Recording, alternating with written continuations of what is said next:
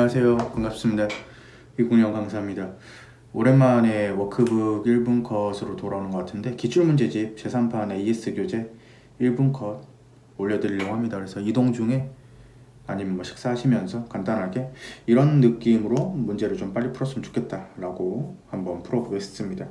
문제가 총 한 60문제 정도 되는데 한 8개 문제 정도씩 해가지고 한 10분 정도의 컨텐츠로 촬영하려고 합니다. 자, 1번 헌법재판소는 법률에 대한 헌법 합치적 해석, 합헌적 법률 해석의 근거로 권력분리 원칙, 그 다음에 민주주의 원리, 그 다음에 입법자의 존중, 그 다음에 법질서의 통일성, 법적 안정성을 두고 있습니다. 이건 어려운 지문이 아니고 2번은 위헌 판례가 있습니다. 우리가 상속을 받으면은 상속세를 내야 되는데 이 상속인의 범위에 이미 상속 개시 전, 상속 개시는 이제 사망시거든요. 사망하기 전에, 돌아가시기 전에 그 돌아가신 분한테로부터 우리가 상속 재산 가액에 가산되는 재산을 증여받았습니다. 결국 이 사람도 결국 상속을 받은 거랑 똑같습니다. 근데 상속을 포기했다. 그럼 예를 들어 가지고 이렇게 생각을 해보죠. 우리가 이때 사망을 하셨다. 그래서 상속을 합니다. 상속인이 갑과 을과 병이 있었어요. 그래서 총 재산이 30억 많고, 그 다음에 세금 재산이 30억 정도 되고 한 6억 정도 내야 된다고 칩시다. 그러면은 이 사람 을과 갑과 을과 병이 똑같이 10억씩 상속을 받고 2억씩 세금을 내는 게 맞겠죠. 근데 갑이라는 사람이 미리 증여를 이렇게 받은 거예요. 그 다음에 사망하신 다음에 이 사망과 동시에 갑이라는 사람이 상속을 포기합니다. 그럼 이 사람은 없어지게 되거든요. 근데 이 사람은 10억을 이미 받았어. 그러니까 이 사람도 을과 병도 10억씩 받는데 상속을 포기했으니까 나는 세금 안 내도 돼. 세금 안 내. 이렇게 하면 안 되겠죠. 그래서 얘도 갑이라는 사람도 상속을 받은 거랑 마찬가지니까 똑같이 세금을 내줘야 된다. 만약에 이렇지 않으면은 이 사람은 을이라는 사람은 3억씩 내고 병이라는 사람도 세금을 3억씩 내니까 약간 불합리하게 됩니다. 그래서 이 상속인의 범위에 미리 재산을 증여받고 상속을 포기한 자를 포함하지 않은 것은 상속을 승인한 자, 이 사례에서는 을과 병의 기본권을 재산권을 침해하게 됩니다. 그래서 틀린 지문이 되겠고요. 3번은 그냥 쭉 읽으면 돼요.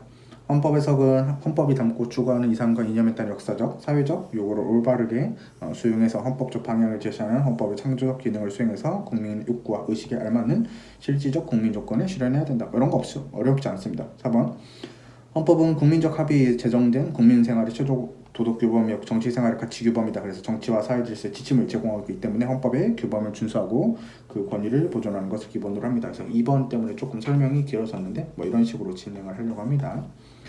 다음에 여러분들 2번 우리 헌법은 헌법의 개정이 통상의 법률 개정보다 까다롭다. 그럼 경성헌법이죠. 틀렸다. 다음에 니은번 한미무역협정인데 여러분들 조약입니다. 조약을 체결합니다. 근데 여러분들 조약을 체결해봤자 헌법적인 힘은 없어요. 그 헌법적인 힘을 발휘한다면은 국민투표권 침해 가능성이 인정되겠지만 우리가 조약을 아무리 체결해봤자 법률이나 아니면은 그 명령의 효력밖에 없기 때문에 한미무역협정 체결로 인해서 헌법 개정 절차에도 국민투표권 침해 가능성은 인정될 수 없습니다. 이건 맞는 지문. 디귿번 대통령 임기 연장 또는 중임 변경을 위한 헌법 개정 할 수 있죠. 헌법 개정 공고 당시가 아니라 제안 당시입니다. 이게 최근에 이제 아마 법학 경찰에서 어렵게 나왔던 지문이 됩니다. 그래서 이거 틀렸고요. 이런 거 모르면 당하죠. 그 다음에 우리 헌법은 재헌헌법 이래 우리가 이제 신체의 자유를 보장하는 규정을 두었는데 원래 구금이라는 용어를 사용해 보다가 헌법 개정 시 구속이라는 용어로 바꾸게 되었습니다. 그래서 원래 이제 형사 절차뿐만 아니라 그 구속에 준하는 행정 절차까지 우리가 변호인의 조력을 받을 걸 인정하기로 하자 이렇게 되는 거죠. 그래서 뭐 XO, XO가 되니까 2개 답을 고르겠습니다. 이렇게 3번 우리 공무원연금법상 퇴직연금 수급권자가 지방의회에 취임했습니다. 근데 여러분들 그 연금 제도가 계속 유지될 것이다. 그 돈 그대로 받을 것이다 라고 신뢰하더라도 언제든지 깎일 수 있습니다. 그래서 이 연금 제도가 계속 유지될 거라는 신뢰는 보호가치 있는 신뢰라고 버렸다. 맞고 2번 여신 전문 금융회사가 이제 뭔가 돈 빌려주고 그런 이제 큰 회사인데 은행 같은 데인데 임원이 문책 경고를 받습니다. 그럼 이제 법령에서 정한 바에 따라서 임원 선임의 자격 제한을 받습니다. 여러분들 자격 제한은 불리한 것이기 때문에 기본권에 대해서는 제한의 본질적인 사항에 대해서 법률의 근거가 있어야 되죠. 근데 조직 규범 같은 것은 기본권을 제한하는 법률의 근거가 될 수가 없습니다. 그래서 이런 걸로 우리가 이제 임원 선임을 제한하는 것은 위헌이 될 수 있다. 근데 결론을 물어보는 게 아니라 이 조직 규범 같은 것은 그냥 내부 규범에 불과하지 기본권을 제한하는 법률이 될 수는 없다 이 말이에요. 그래서 3번을 한번 읽어보면 그 사법시험 꽈락제도가 있습니다. 합헌인데 이게 주관식 시험이다 보니까 일정한 점수를 못 넘으면 꽈락이 됩니다. 그래서 여러분들 이렇게 합헌이라고 해도 되는데요. 사법시험 꽈락제도. 그래서 여러분들 뭐 모법에 수권 없이 규정했다거나 집행명령 한계를 일탈했다고 볼 수는 없습니다. 맞는 질문이고요. 4번. 경찰청장이 경찰버스들로 서울특별시 서울광장을 둘러쌌다 해서 통행을 제지했습니다. 여러분들 우리가 경찰관 직무집행법 있다 쳐요. 하지만 이것은 일반적 수권 조항이 불가하기 때문에 경찰권을 발동하더라도 이것만으로는 못 지나가게 할 수 없어요. 왜냐하면 못 지나게 하는 것은 기본권에 제한이 되는 건데 그럼 별도로 기본권 제한에 있어서 별도 규정이 필요해요. 이걸로는 안 됩니다. 그래서 이걸로 충분하지 않은데 통행을 제지한 행위가 법률여부 원칙의 위배가 되는 것이 되겠습니다. 그래서 4번 질문입니다. 최근에 이제 해경 관련된 문제로 나왔었어요. 자, 헌정사 1948년 전원법에서 대한민국의 경제 질서는 모든 국민에게 생활의 기본적 수요를 충족시키게 할 수 있는 것들을 다 규정을 했다. 이런 것들은 보통 맞죠. 그래서 이제 다른 걸로 이제 답을 찾아보면 제3차 개정헌법에서 이런 단어가 나오네요. 대한민국의 주권의 제약 또는 영토의 변경을 가져올 중대 사항. 여러분도 우리가 중대 사항 이런 거 주권의 제약이나 영토 변경, 국민 투표는 제2차 개정헌법입니다. 1954년. 그래서 요게 틀렸어요. 나머지는 맞습니다. 그 다음에 3번 제5차 개정헌법은 국회의원이 임기 중 당적을 이탈하거나 변경할 때 또는 소속 정당이 위원 정당을 해산된 때 버리는 정당을 자격을 상실해버린다. 그래서 국회의원 자격을 상실해버리는데 합당이나 제명 같은 경우에는 자기가 원해서 그런 건 아니죠. 그래서 소속이 달라지는 경우에는 예외로 한다. 이것이 여러분들 알고 있는 극단적인 정당 국가 경향입니다.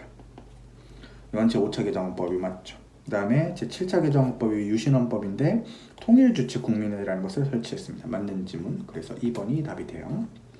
그 다음에 문제 5번.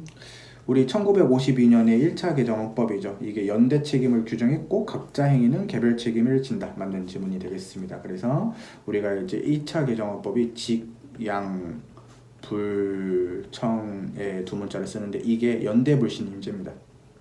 근데 개별적 불신임 제도가 각자의 행위에 대해서는 있다. 이게 이제 2차 개정헌법에서는 이제 진짜 개별적 불신임제로 바뀌죠. 2차 때. 이렇게 하시면 되겠고요. 그 다음에 그 2번 지문은 이 지문이랑 똑같죠? 얘랑 똑같습니다. 그래서 그쵸. 그래가지고 이것도 극단적인 정당국가 경향 맞고요.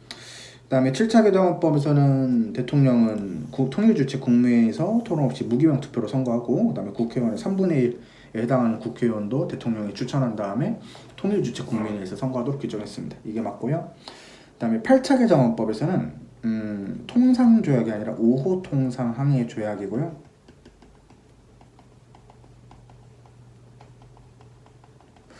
그 다음에 주권의 제약에 관한 조약, 그 다음에 이 국제조직에 관한 조약이 아니라 중요한 국제조직에 관한 조약입니다. 그래서 이 부분이 틀렸는데 실제 경찰 2차 시험에서 나왔던 지문이지만 맞추는 게 좀 쉽지 않았을 것 같습니다. 그래서 어쨌든 이런 문제가 다시 나와도 틀리지 말자 이거죠.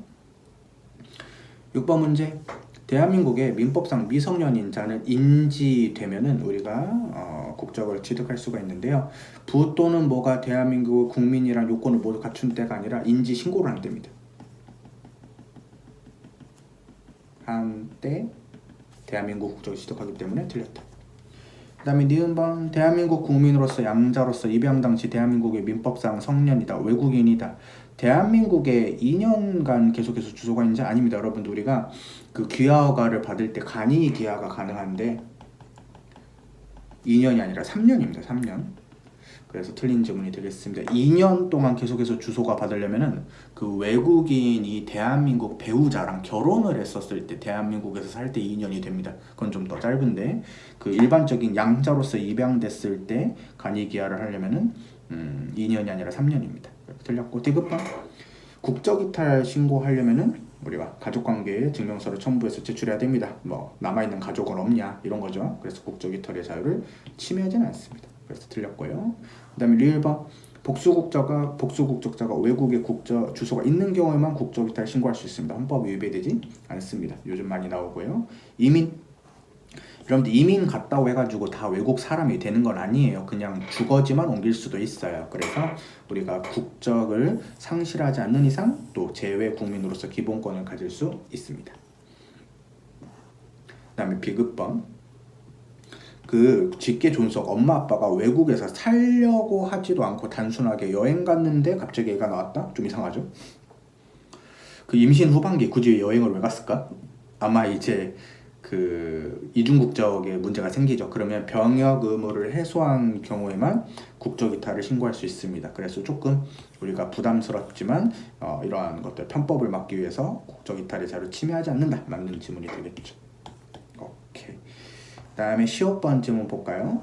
국제협력요원인데요. 여러분들 요것은 이제 봉사활동을 이제 주로 하시는 분들인데 안타깝게도 이제 이게 우리나라를 위해 뭘 하는 건 아니기 때문에 국제협력요원에 대해서 국가유공자법 보상을 안 해줘도 됩니다. 헌법에 위배되지 않습니다. 그래서 보호할 의무를 행하지 않은 경우라고는 볼 수 없다. 맞는 지문이 돼요.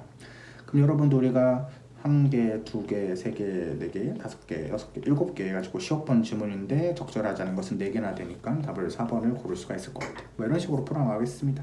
영토 조항 7번 북한이 국제사회에서 하나의 주권 국가로 존속하고 있습니다. 유엔에서는 이제 우리나라도 나라로 보고 북한도 나라로 보지만 우리나라는 절대 북한을 나라로 보면 안 되겠죠. 그래서 뭐 정상회담 등을 제의했다. 그렇다고 해서 여러분들 북한이 뭐 반국가단체가 아니라고 단정할 수는 없죠. 그래서 여러분들 우리나라 같은 경우에는 북한을 반국가 단체로 보기도 하고 그다음에 대화협력의 동반자 이렇게 보기도 합니다. 그래서 우리가 좀 존중한다 해서 반국가 단체 성격이 없어지는 것은 아니다. 2번 틀렸죠. 저작권법 대한민국도 우리나라 영토이기 때문에 우리 영토에 해당하기 때문에 북한 지역의 저작권법에 효력이 미칩니다.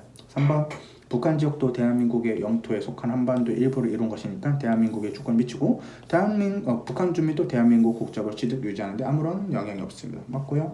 4번 우리 헌법에서 지향하는 통일은 대한민국의 존립관전을 부정하는 것이 아니고 자유민주적 기본질서에 바탕을 둔 정치 체제뿐만 아니라 사유재산, 시장경제를 기반으로 한 경제질서를 하는 것이죠. 그래서 뭐 공산주의 통일이 아니라 당연히 자유시장 경제질서를 중심으로 통일을 해줘야 될 것입니다. 쉬웠죠?